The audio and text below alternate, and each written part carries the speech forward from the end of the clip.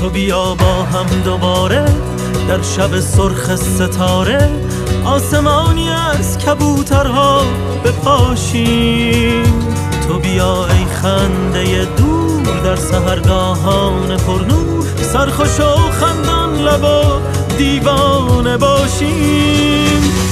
تمام کهکشان نشان از تو دارد، زمان بدون تو سر گذر ندارد.